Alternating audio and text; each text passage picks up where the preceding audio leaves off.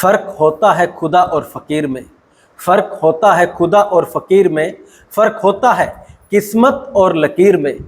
तमन्ना हो जिसे पाने की वो ना मिले तो समझ लेना कुछ और बेहतर लिखा है तुम्हारी तकदीर में। Hello everyone, once again you are watching your favourite show let's talk with journalist Parveen. और हमारे आज के कार्यक्रम में जो पर्सनैलिटी हमारे साथ मौजूद हैं, इंस्पिरेशन की दुकान है, मोटिवेशन की खदान है और गुणों की खान है। और बिना किसी इंट्रोडक्शन के, क्योंकि इंट्रोडक्शन के आप मोहताज नहीं है, सिकरी जी आपका बहुत बहुत स्वागत है इस कार्यक्रम में। और जैसा कि टॉक शो है, लगभग जो हमारे व्यूअर्स हैं वो जानते हैं कि हम पर्दे के पीछे की बातें यहाँ पे करना चाहते हैं। तो आज के टाइम में सभी लोग आपको जानते हैं। गुरुग्राम की अगर हम बात करें कि आप पॉलिटिशियन भी हैं, आप सोशल वर्कर भी हैं, आप एक सक्सेस बिजनेस पर्सन भी हैं, लेकिन कुछ ऐसे लम्हे आपकी ज़िंदगी के मैं यहाँ पे जानना चाहूँगा कि आप चाहते हो वो पल कभी ना आए, मेरी तो क्या किसी और की ज़िंदगी में भी ना आए।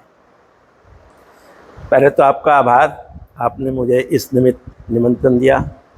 आपने बड़ी अजीबो तरीके से शेर व शायरी से प्रारंभ किया, तो मैं चाहता हूँ पहले तो आपको एक अच्छा सा शेर सुनाया जाए जी, क्योंकि जो मेरे जीवन का अभिन्न अंग है। कहते हैं वक्त की बात है, वक्त खुदा होता है, वक्त के हाथ पर हर वक्त छपा होता है, वक्त से पहले मुलाकात कहाँ होती है, जी, वक्त का खेल है, मिलता है जुदा होता है। वाह, वक्त जो है व्यक्ति के जीवन में एक बहुत अहमियत रखता है। जी, आपने पूछा कि जीवन में कोई ऐसे अवसर आए हों जी, जो मैं ना चाहूँ कि भी किसी, ना केवल मेरे जीवन में, किसी और व्यक्ति विशेष के जीवन में भी ना आए। जी, मेरे पास तो ऐसे उदाहरणों की बहुत लंबी सूची है, जी, लेकिन हाँ, कुछ एक ऐसे हैं जिनसे बच्चों को प्रेरणा भी मिलेगी, जी, आने वाली पीढ़ी को पता भी चलेगा कि पास्ट में, भूतकाल में हमारे जैसे लोगों ने क्या समय देखा। जी, मुझे याद है कि बचपन में जब मैं स्कूल जाता था तो मेरे पास पैरों में पहनने के लिए चप्पल नहीं होती थी। जी,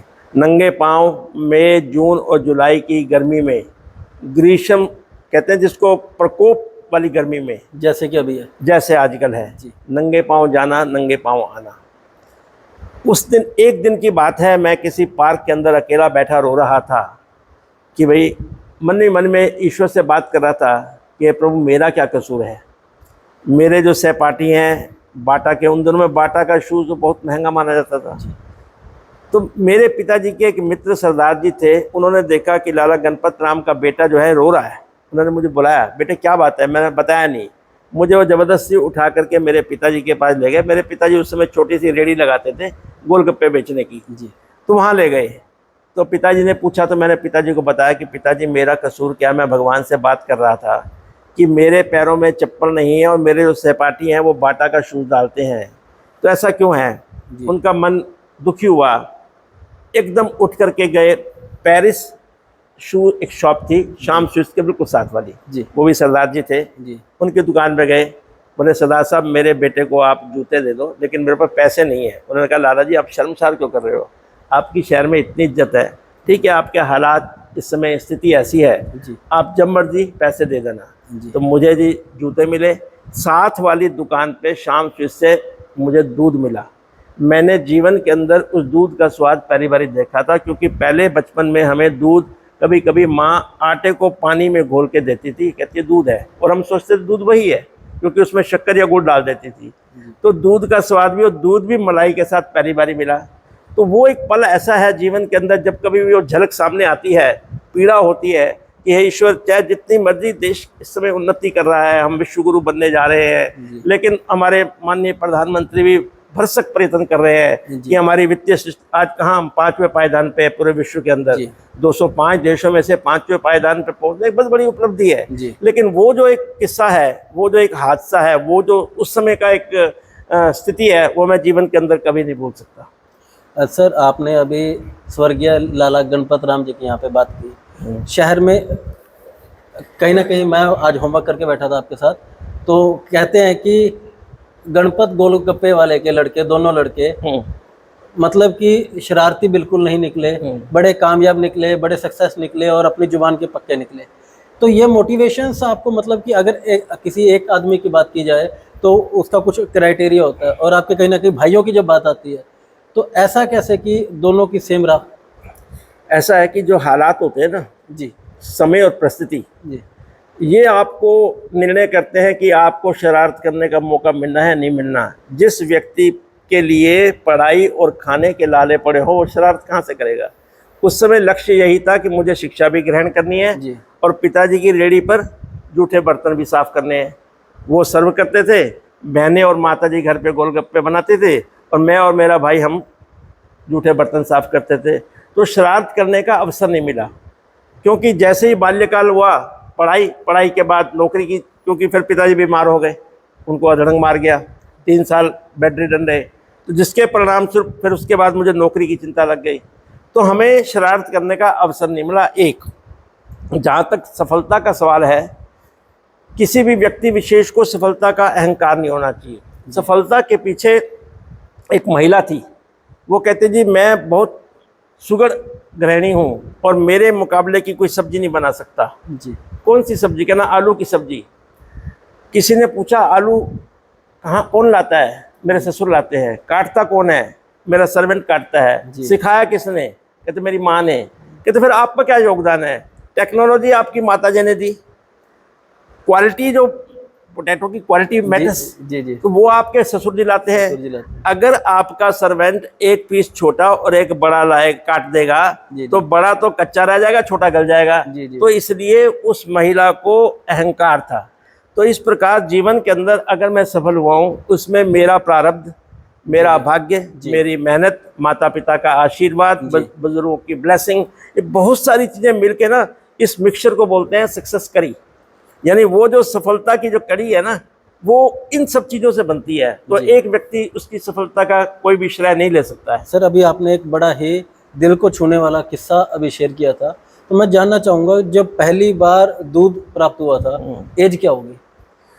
देखो जी, मुझे तो अपनी आयु याद नहीं, क्योंकि हमने स्कूलिंग के बाद ही जा कर के ये सब देखा। जी 7वीं 8वीं तक तो हमें कुछ नसीब नहीं होता था, जी। क्योंकि पिताजी ने एक प्रोफेशन नहीं किया। पिताजी ने चाय बेची, पिताजी ने आटा बेचा, पिताजी ने दूध बेचा, पिताजी ने हलवाई की दुकान पे बर्तन साफ किए, पिताजी ने मजदूरी करी, वो वाली मजदूरी जो राजमिस्त्री के साथ एक मजदूर करता है। जी और आखिरकार आकर के गोलगप्पे बेचे, और गोलगप्पे बेचते बेचते जब मैं मैट्रिक पास किया 1969 में, उस समय उनको अधड़ंग पैरालिसिस अटैक हुआ और 3 साल वो बीमार है। 1972 मई के अंदर, ये भी मई का महीना चल रहा है, तो उनका देहांत हुआ। तो इस प्रकार आयु लगभग 7वीं और 8वीं तक ये सब चीज़ें नसीब। आप विश्वास नहीं करेंगे, जैसे हम 2 भाई हैं, वो मेरे से 2 साल बड़े हैं मेरे भाई, तो उनके उतरे हुए कपड़े मुझे मिलते थे, क्योंकि बड़े को पहले मिलते थे। तो उनके कपड़े, उनकी किताबें, उनके शूज़, जब हम 9वीं 10वीं में आने लगे, क्योंकि आप प्राइमरी स्कूल में तो जा सकते हैं बिना जूते के, बाकी उसके बाद जैसे कैसे, चाहे किसी के पुराने ले लिए, किसी अड़ोसी पड़ोसी के ले लिए। पिताजी ने जब रेडी बनाई, आप हैरान हो जाएंगे कि रेडी के लिए उनके पैसे नहीं थे। उन्होंने पड़ोसी के यहाँ एक प्रैम, जिसमें बच्चों को ले जाते हैं, उनसे आग्रह किया कि आपके बच्चे बड़े हो गए हैं और आपकी प्रैम बेकार खड़ी है, वो आप मुझे दे दो। तो उस व्यक्ति ने प्रैम दे दी। हमारे पिताजी ने उसके ऊपर लकड़ी का फट्टा बना के उसकी रेडी बना दी। इसको बोलते हैं अल्टरनेटिव मजबूरी। जी जी। तो इस प्रकार वो जो समय था, कहते हैं समय बदलता है। सर, हमने लाइफ के कुछ ऐसे किस्से अभी शेयर किए, आपको भी कहीं ना अपनी ज़िंदगी के पुराने दिन याद आ गए, लेकिन आपकी लाइफ का बेस्ट पार्ट कौन सा है? ऐसा जी, जब मैं व्यक्ति विशेष के अंदर ईश्वर का रूप देखता हूँ। जी आजकल आपको मालूम है, मेरा समाज सेवा एक मेरा लक्ष्य है। जी जी मैं निरंतर कई वर्षों से, कोविड के दौरान विशेषकर आपको मालूम होगा कि हमने घर घर जाकर के टीकाकरण किया, वैक्सीनेशन किया, हमने ऑक्सीजन उपलब्ध कराए, हमने आइसोलेशन सेंटर बनाया जहाँ फ्री ऑक्सीजन की सुविधा थी, हमने 7,000 गरीबों के घरों में राशन पहुँचाया, हमने जाकर के दवाइयाँ सरकार को मुहैया कराई, क्योंकि मैं औषध उद्योग से आता हूँ, हमने फ्री दवाइयाँ मुहैया कराई। तो वो जब सेवा मिलती है ना, कहते हैं दरिद्र नारायण, भगवान का एक नाम है दरिद्र नारायण, मतलब भगवान भी उस रूप में आते हैं। सर, आपकी इसी बात से मुझे याद है कि शायद ब्लिस प्रीमियर के अंदर एक कार्यक्रम था, सीएम साहब आए थे जी। उन्होंने भी मंच से कहा था कि सीकरी साहब ऐसे हैं कि इन्हें ललक लगी रहती है समाज सेवा की, कि मैं ये करूं, मैं वो करूं। तो सीएम साहब से कितना आपका मतलब कि समाज सेवा की अगर बात करें राजनीति को छोड़ के, तो कैसे टाई अप हुआ? आपने 2 प्रश्न मिक्स किए हैं। पहला प्रश्न है कि सीएम साहब ने भी ललक की बात की। जी जी। ऐसा है कि हमारे जो माननीय मुख्यमंत्री है ना, बहुत परिपक्व है जी। वो, उनकी आंख और उनके कान 24/7 खुले रहते हैं। वो ऑब्जर्व करते हैं कि कौन व्यक्ति क्या कर रहा है। जी बाकी उनका आशीर्वाद स्वाभाविक है, जी क्योंकि प्रेरणा उनसे काफ़ी कुछ मिलती है। मेरे लिए प्रेरणा स्रोत है उनकी कार्यशैली, जी उनकी पारदर्शिता, उनकी ईमानदारी, उनका अंत्योदय, अंतिम पायदान पे खड़े हुए व्यक्ति के बारे में सोचना। कल के अखबार में आपने पढ़ा होगा, अंत्योदय आरोग्य वर्ष 2023 उन्होंने घोषित किया है। जी मतलब उस व्यक्ति के बारे में देखो कि 24/7 सिर्फ गरीब आदमी के बारे में सोचना, जी जी महिलाओं के बारे में सोचना, असहाय के बारे में सोचना, किसानों के बारे में सोचना। तो उनके जो टिप्पणी थी उसको मैंने एज ए आशीर्वाद लिया समय समय पे, क्योंकि मैं CSR ट्रस्ट का भी हरियाणा सरकार में जी उपाध्यक्ष हूँ। जी जी तो उस नाते भी माननीय मुख्यमंत्री से मुलाकात होती है और उनसे आशीर्वाद मिलता रहता है। बाकी मैं उस समय अपने आप को खुश महसूस करता हूँ जब मुझे समाज के उन लोगों की मदद करने का सुअवसर मिलता है जो आज से 55 साल पहले जिस स्थिति में मैं था। जी। तो वो जो क्षण है वो मेरे लिए एक खुशी का क्षण होता है। सर कभी भी हम बात करते हैं ना, बहुत से सक्सेस लोगों की अगर हम बात करते हैं इंडिया के अंदर, चाहे वो बॉलीवुड में हो, चाहे वो किसी भी फील्ड में हो, पॉलिटिक्स में हो, अक्सर रेशियो की अगर बात करें 70% लोगों का ये कहना होता है कि मैं ये बनना नहीं चाहता, तो मेरा टारगेट कुछ और था लेकिन मैं ये बन गया। क्या ऐसा कुछ आपका भी था? मेरा टारगेट एक बाबू बनने का था। जी मेरे पिताजी, मैंने आपको बताया, उनके 5-6 काम किए। जी उन्होंने म्यूनिसिपैलिटी के अंदर चपरासी का काम भी किया, टेम्परेरी पोस्ट निकली थी। जी तो उस समय मैं उन अफसर का नाम नहीं लेना चाहता क्योंकि वो गलत मैसेज आएगा। जी जी मेरे पिताजी से वो अपने घर पे जूठे बर्तन भी साफ करवाते थे, अपने जूते भी पॉलिश कराते थे। ओके। जब मैंने देखा कि चपरासी के उस समय, आज समय बदल चुका हाँ है, जी सरकार के और कानून काफ़ी सख्त हैं, उस समय ये सब चीज़ें नहीं थी। जी मैं बात कर रहा हूँ 55-60 साल पुरानी। तो मन में आया कि हे ईश्वर, मेरी एक ही प्रार्थना, मैं किसी तरीके मैट्रिक कर लूँ और बाबू बन जाऊँ, क्लर्क बन जाऊँ। और मेरा लक्ष्य वही था, लेकिन ईश्वर को कुछ मंजूर था, क्योंकि हुई है वही जो राम रचि राखा। जी। वो भगवान कहते हैं ना, मैं सब कुछ जानता हूँ, क्या करूँगा और क्या होगा, जी। मगर होगा वही जिसमें तुम्हारा ही भला होगा। जी तो उस प्रकार ईश्वर से प्रेरणा मिली, कुछ मेहनत भी की, कुछ अपना प्रारब्ध जागा, या कुछ मेहनत, कई कारण हो सकते हैं। तो लेकिन जो मेरी इच्छा थी वो सिर्फ बाबू बनने की थी, वो भी सरकारी बाबू। जी। मेरा नाम था बोधराज। जी। मुझे बाल्यकाल में एक दो मेरे सहपाठी बुद्धू बुलाते, तो मैंने पिताजी को एतराज किया कि आपने मेरा नाम गलत रखा है। बोले नहीं, आपके मामा जी का नाम लाला भोजराज है, उनके नाम के आगे बाबू भोजराज लगता है, कितना अच्छा लगता है। तो मुझे लगा यार मैं बाबू बनूंगा तो मुझे कितना अच्छा लगेगा, बाबू बोधराज। जी जी वो जो शब्द थे मेरे मन के अंदर कि मुझे बाबू बनना है, जी। और बुद्धू जो मुझे कहेगा वो मुझे, वही आकर के व्यक्ति मुझे बाबू बोधराज कहेगा। जी। बस वही मेरा लक्ष्य था। सर क्वालिफिकेशन की अगर बात करें, आपकी जो स्कूलिंग है और उसके बाद कॉलेज लाइफ की बात करें, तो वो सफ़र कैसा रहा? कहाँ ऐसा है जी, मैंने मैट्रिक की जी और उसके बाद मैं गवर्नमेंट कॉलेज गुड़गांव में एडमिशन लेने के लिए गया। जी। जिस दिन मैं एडमिशन लेने के लिए लाइन में लगा हुआ था, उस समय घर से कोई व्यक्ति आया कि भाई आपके पिताजी को पैरालिसिस अटैक हो गया, उनको रोहतक मेडिकल कॉलेज लेके जा रहे हैं, और मैसेज ये है कि आपने एडमिशन नहीं लेना क्योंकि आपकी पढ़ाई के लिए पैसा कौन देगा। जी तो मुझे वहाँ से उठ के, साथ में बिल्कुल ITI है, जी मैं उसमें गया। वहाँ मैंने स्टेनोग्राफर का फॉर्म भरा और मैंने 1 साल का डिप्लोमा किया स्टेनोग्राफी का। जी। और उसके बाद मैं जैसे ही 17 साल का हुआ, 17 साल 17 दिन का हुआ, तो मुझे PWD पब्लिक हेल्थ, यहाँ से मुश्किल से 2 किलोमीटर दूर है, जी। वहाँ पर मेरी नौकरी लग गई। ओके। उसके बाद मैं स्टाफ सिलेक्शन बोर्ड के माध्यम से चंडीगढ़ सेक्रेटरीट में मेरी नौकरी लग गई, हरियाणा सिविल सेक्रेटरीट में। वहाँ फिर मन में आई कि भी मुझे आगे पढ़ना चाहिए। तो मैं दिन में नौकरी करता था सिविल सेक्रेटरीट में, शाम को पंजाब यूनिवर्सिटी इवनिंग कॉलेज जी जी सेक्टर 14 में जो है, वहाँ मैंने एडमिशन लिया। जी जी और ईश्वर की कृपा से शाम को साइकिल रखी हुई थी, कमरा किराए पे ले रखा था, सुबह उठो ड्यूटी पे जाओ। कभी गर्मियों में दोपहर तक होता था ऑफिस, जी जी और बाकी 9 महीने जो है वो शाम तक होता है। शाम को वहाँ से साइकिल उठाओ, सीधा यूनिवर्सिटी जाओ, वहाँ से ढाबे पे जाओ, ढाबे पे खाना खाओ, आकर के फिर होमवर्क करो रात को, और फिर अगले दिन। तो ये मेरा रूटीन बन गया था। तो मैंने ऐसे वहाँ पंजाब यूनिवर्सिटी के माध्यम से मैंने अपनी ग्रेजुएशन की। और उसके बाद मैं लॉ में एडमिशन लेने के लिए पंजाब यूनिवर्सिटी में अप्लाई किया, जी बट ईश्वर को कुछ और मंजूर था। UPSC के माध्यम से मेरी मिनिस्ट्री ऑफ केमिकल पेट्रोकेमिकल में पोस्टिंग हो गई। फिर मैं वहाँ से मिनिस्ट्री ऑफ लॉ में चला गया। फिर मैं वहाँ से सरकारी उपक्रम था fertilisers and chemical travel limited, फिर मेरी वहाँ नौकरी लग गई। वहाँ मैंने 10 साल के अंदर 4 प्रमोशन ली। फिर मैं प्राइवेट सेक्टर में चला गया, 7 साल मैं फार्मास्यूटिकल के प्राइवेट सेक्टर में गया, लेकिन प्रभु को कुछ और मंजूर था। 26 साल पहले मुझे अवसर मिला एक बिजनेसमैन बनने का। जी एक मेरे मित्र थे जो पहले मेरे साथ ही नौकरी करते थे, जी वो कंपनी उन्होंने बनाई, उन्होंने कहा मेरी कंपनी की डिस्ट्रीब्यूटरशिप ले लो। जी तो उनकी कंपनी की डिस्ट्रीब्यूटरशिप ली, एक और आ गई, एक और आ गई, ऐसे करते करते 10 साल के अंदर मेरे पास 30 कंपनियों की डिस्ट्रीब्यूटरशिप आ गई। फिर मैंने सोचा मुझे मैन्युफैक्चरिंग में जाना चाहिए।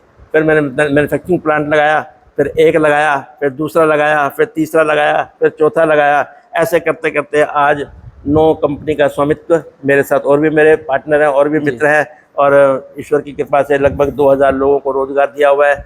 और औषध उद्योग के अंदर यथासंभव जो हो सके समाज के प्रति भी समर्पण, ताकि एक अफोर्डेबल मेडिसिन, क्योंकि हमारे यहाँ देश के अंदर एक महंगी दवाई का एक बहुत बड़ा जो चलन है, जी ऐसी जगह जहाँ क्योंकि मैं फार्मास्यूटिकल की 7-8 एसोसिएशन का भी पदाधिकारी हूँ, जी जी तो वहाँ पर भी कोशिश करता हूँ, अपना समय देता हूँ। सामाजिक, आपको मालूम है गुड़गांव में 7-8 एसोसिएशन के साथ जुड़ा हूँ, धार्मिक और आध्यात्मिक संस्थाओं के साथ जुड़ा हुआ जी। हूँ। तो यथासंभव हो सके, क्योंकि मेरे एक मैनेजमेंट गुरु थे, उन्होंने मुझे सिखाया था कि ज़िंदगी के अंदर अगर तरक्की करो प्रोफेशन में, तो प्रोफेशनली टाइम देना, अगर फाइनेंशियली गेन करो, अच्छे उद्योगपति बनो, पैसे वाले बनो, तो वित्तीय दृष्टिकोण से भी गरीबों की मदद करना। वो मंत्र जो है मेरे कान में पड़ गया और मैंने उसको स्वीकार कर लिया।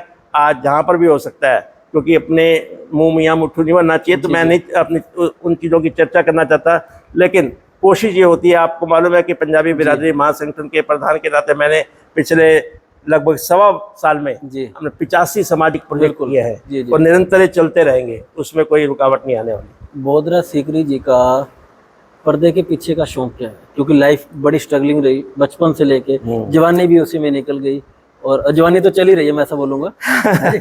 तो ऐसा जवानी का जो जिक्र है ना, वो आयु से नहीं होता है जी, वो आपके दिल की स्थिति। सर मैंने वही बोला कि दिल जवान है अभी, और आप वैसे जवान। नंबर 1। नंबर 2, मेरा जो शौक है ना, मेरा शौक है अध्यात्म जी, संतों की शरणागति में जाके उनको सुनना जी। मैं परम श्रद्धेय आनंद मूर्ति गुरु माँ के साथ जुड़ा हुआ हूँ जी, और मैं उनसे दीक्षित भी हूँ, उनका ट्रस्टी भी हूँ। ऐसे स्वामी ज्ञानानंद जी का भी सानिध्य मिलता है, स्वामी धर्मदेव जी का सानिध्य मिलता है, स्वामी दिव्यानंद जी का। तो इस प्रकार जब भी मुझे अवसर मिलता है, मैं किसी भी ज्ञानी के साथ बैठ करके आध्यात्मिक चर्चा, जी, पहले तो बोलते थे शास्त्रार्थ, मैं इतना सक्षम तो नहीं हूँ कि शास्त्रार्थ कर पाऊँ, लेकिन आध्यात्मिक चर्चा, उससे मुझे आनंद मिलता है। आजकल मैंने, आपको मालूम है कि मुहिम छेड़ी हुई है हनुमान चालीसा के पाठ की, क्योंकि जो आज का युवा है वो संस्कार विहीन हो रहा था। अब माननीय ओपी धनखड़ जी ने मुझे एक दिन बोला, सीकरी जी आप हनुमान चालीसा के पाठ का मुहिम छेड़ो। तो मेरे मन में, मैंने उसका काफी चिंतन किया, काफी मंथन किया। मैंने मन में सोचा कि भाई आज का जो युवा है वो ग्रंथ पढ़ने वाला नहीं है, क्योंकि संस्कृत भी है, बड़े बड़े वेद शास्त्र और बहुत सारे ग्रंथ है। तो हनुमान चालीसा मात्र एक छोटा सा गुटका है 40 सिपाहियों का। मैंने कहा शुरुआत यहाँ से करते हैं। मैंने शुरुआत की, मैंने सोचा चलो 15-20 दिन करेंगे। आज 3 महीने हो गए हैं, लगभग 25 स्थानों पर हनुमान चालीसा के पाठ का पठन हो चुका है और 1,80,600 पाठ हो चुके हैं। आज मंगलवार है, आज शाम को 6 से 8 श्री गणेश मंदिर Dussehra ground new colony Gurgaon में भी आयोजन है। अगले हमारा पूरा जून जुलाई अगस्त सितंबर, क्योंकि अब जुलाई के आगे स्कूल के लोगों ने हमें कांटेक्ट करना शुरू किया है। हम एक स्कूल में ऑलरेडी कर चुके हैं, उसमें 1000 बच्चे थे। अब हमारा जो मेरी मुहिम है वो युवा की ओर है, क्योंकि यदि आज का युवा जो संस्कार विहीन है वो संस्कारवान हो गया और उसमें परिवर्तन आ रहा है। अभी जो मैंने 3 दिन पहले सेक्टर 5 में स्कूल है अपना सुचेता मेमोरियल स्कूल, वहाँ पर बच्चों को हनुमान चालीसा के बाद मैंने थोड़ी हनुमान चालीसा की विवेचना करी। तो मैंने बोला जिन बच्चों के मन में कोई जिज्ञासा है आध्यात्मिक हनुमान चालीसा के प्रति या किसी और भी प्रति, यदि ईश्वर ने मुझे कोई सक्षमता दी है तो मैं उनका शंका निवारण करने की कोशिश करूंगा। मेरा मन इतना गदगद हो गया कि 3 युवा बच्चियां, उन्होंने इतने अच्छे परिपक्व प्रश्न पूछे और इतने संतुष्ट होके गई। उसके बाद उनके प्रिंसिपल का भी मेरे पास, उनके डायरेक्टर का स्कूल का भी मैसेज आया और उस यूट्यूब पे भी मेरा वो चल रहा है इंटरव्यू, कि बच्चों के मन में जिज्ञासा है लेकिन उनकी जिज्ञासा और उनकी शंका को निवारण करने के लिए उचित पात्र नहीं है। तो मेरा मन ये है कि हनुमान चालीसा के साथ साथ अब मैं जैसे स्कूलों की तरफ दिशा मोड़ूंगा तो वहाँ का जो युवा बच्चा, जो हमारे देश का भविष्य है, हमारी 65% आबादी जो है 35 साल से नीचे है, वो भविष्य है। विश्व गुरु बनने के लिए युवा का संस्कारवान होना बहुत जरूरी है, उनका शिक्षित, उसके पास समय नहीं है, जल्दी में है। तो इसलिए इस प्रकार के जो मैंने मुहिम छेड़ी है, मुझे आशा है कि मेरा जो लक्ष्य है कि युवा को संस्कारवान बनाना, वो इस प्रकार के माध्यम से मुझे उम्मीद है कि मेरा लक्ष्य पूरा होगा। जी सर, अगर हम लाइफ के एक अगले पड़ाव की बात करते हैं कि बचपन बड़ा स्ट्रगल में रहा, विचार आपके आध्यात्मिक है और अध्यात्म का ही शौक है, तो ऐसा कह सकते हैं कि मोहब्बत के गलियारों में कभी एंट्री शायद नहीं हुई होगी, अगर हुई है तो आप वो भी बता सकते हैं। लेकिन इसके साथ मैं दूसरा सवाल ये पूछना चाहूँगा कि मिसिस सीकरी से पहली मुलाकात कब और कैसे हुई? पहले प्रश्न का पहले उत्तर सुनिएगा। कहते हैं मोहब्बत मायनो अल्फाज में लाई नहीं जाती, जी ये वो नाजुक है हकीकत है जो समझाई नहीं जाती। मोहब्बत में जुन्नू, जुन्नू कहते हैं मजनू को, जी जी मोहब्बत में जुन्नू की अदाएं कुछ और होती हैं, जी हवाशो होश खो देने से दीवाने नहीं होते। मोहब्बत जब भी आती है तो बिजली बन के आती है, मोहब्बत का पुजारी क्या, मोहब्बत खुद पुजारन है, मोहब्बत खुद पुजारन है। तो ये बातें चर्चा करने वाली नहीं है जी, मतलब आप बताना नहीं चाहेंगे? तो इतना कुछ आपको इशारे में बोल जी, दिया। जी, जी। दूसरा मिसेस सीकरी का आपने बताया। जी मेरा बाल्यकाल जैकमपुरा गुड़गांव, जो वास्तविक पहले गुड़गांव जिसको हम बोलते थे, क्योंकि जी। उस समय जैकमपुरा सिविल लाइन और इधर से अर्जुन नगर, 4-8 मोहल्ला, रामनगर, रामनगर, भीमनगर, बस यही था। हाँ जी तो मेरे माता पिता और मिसेस सीकरी के माता पिता हमारे बहुत पुराने संबंध हैं, पारिवारिक संबंध हैं। जी तो उस समय हमारी श्रीमती जी जब नहीं बनी थी जी तो बैंक में नौकरी करती थी, मैं एक सरकारी उपक्रम में नौकरी करता था। तो क्योंकि पारिवारिक संबंध थे तो रिश्ता आया, जैसे जन्मपत्री वगैरह मिलाते हैं उस प्रकार की जो भी औपचारिकता हुई, तो उधर से भी हाँ हो गई, इधर से भी हाँ हो गई। तो उसको आप किस भाव में लेना चाहते हो ये आपका प्रेरोगेटिव है। तो ये मुलाकातें हुई, उसके बाद मुलाकातें ही चली आ रही हैं। कहते हैं मुलाकातें ज़रूरी हैं अगर रिश्ते निभाने हैं, लगाकर भूल कर पौधे भी सूख जाते हैं। तो मुलाकातें अभी तक चली आ रही है। आज हमारी शादी को 42 वर्ष होने वाले हैं। जी तो इस प्रकार हमारा गृहस्थ जीवन चल रहा है। सर, लाइफ के अंदर बहुत आपने पार्ट्स प्ले किए हैं, क्योंकि ज़िंदगी हम अगर इसको प्ले कहते हैं तो हम अपना रोल प्ले कर रहे हैं इसके अंदर। तो बहुत टारगेट होते हैं और आपने बहुत से टारगेट अचीव भी किए, लेकिन कहते हैं कि जब भी एक टारगेट हिट होता है तो आदमी नेक्स्ट टारगेट लेता है कि अब मुझे ये करना है। बोधरा सीकरी का नेक्स्ट टारगेट क्या है? ऐसा जहाँ तक मेरा प्रोफेशनल टारगेट है वो मैंने अचीव कर लिया है। जी क्योंकि अब बच्चे जब बिज़नेस में आ जाते हैं और पूरा संभाल लेते हैं तो हमारा काम है उसको सुपरवाइजरी रोल प्लस मार्गदर्शन देना। जी वो टारगेट तो मैंने अचीव कर लिया है। लेकिन समाज सेवा का और अध्यात्म का कोई टारगेट नहीं होता, क्योंकि every day is a new day, जी every day you have a new target.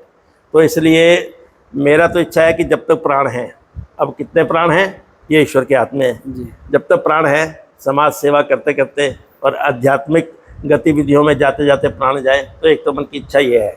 आपकी सूचना के लिए मैंने अपना देह दान किया हुआ है, जी जी मेरे संकल्प लिया हुआ, और ना केवल दान किया हुआ है, मेरे बेटा, मेरी बहू, मेरी श्रीमती जी, मेरी बेटी, मेरा दामाद, सबको मालूम है, वो विटनेस भी है, मेरा बिजनेस पार्टनर भी विटनेस है, ताकि उस समय कोई भावनात्मक बात ना करे। जी जी एक ये प्रेरणा मैं देना चाहता हूँ आज के युवा को, जी क्योंकि जब पंच तत्व का शरीर है, पंच तत्व में मिट्टी हो जाएगा तो जी, जी। क्या ना उसका कोई लाभ मिले। जी जी और जहाँ तक है मेरा महत्वाकांक्षा आगे की, आपको मालूम है राजनीति के अंदर भी मैं काफ़ी सक्रिय हूँ। हाँ जी लेकिन राजनीति सक्रिय जो ना वो एक लक्ष्य नहीं है, जी वो कहते हैं साइमल्टेनियसली पैरेलल चलता है। जैसे जी, जी। यदि आप समाज की सेवा करते करते संगठन के प्रति जगह आप समर्पित है, अगर संगठन को लगता है कि इस शहर में, क्योंकि कॉर्पोरेट सिटी है, जी मिलेनियम सिटी है, यहाँ का राजस्व सबसे ज़्यादा है, यहाँ पर मान लो उनको कोई शिक्षित व्यक्ति जिसको कॉर्पोरेट की बैकग्राउंड हो, जिसने गुरुगांव को गुरुग्राम बनते हुए देखा हो, इस प्रकार के यदि उनको उम्मीदवार की जरूरत हो, उनको लगता है कि ये एक उचित पात्र है, जी जी तो उस केस में मैं अपनी सेवाएं देने के लिए तैयार हूँ। बाकी ये नहीं क्योंकि टर्म्स एंड कंडीशन नहीं है कि मैं इसीलिए ही पार्टी के साथ ना। पॉलिटिक्स में हमारे पिताजी बाल्यकाल से इतनी गरीबी के अंदर, लेकिन शाखाएं जरूर अटेंड करते थे। जी इवन बिफोर पार्टीशन, जिसको आप आज की डेट में आप पाकिस्तान कहते हैं, पहले तो हिंदुस्तान था, जी जी वहाँ पर भी वो बकायदा शाखा में जाते थे। तो संस्कार है हमारे पास संघ के, तो मतलब वो सेवा 70 साल पुराने संघ के संस्कार आपके साथ जुड़े हैं। तो आज लगभग कि आप उसी विचारधारा के ऊपर काम कर रहे हैं। लेकिन एक और मैं भी काम कर रहा हूँ। जी मेरा लक्ष्य है युवा को एक तो संस्कारवान बनाना, एक युवा को शिक्षित बनाना।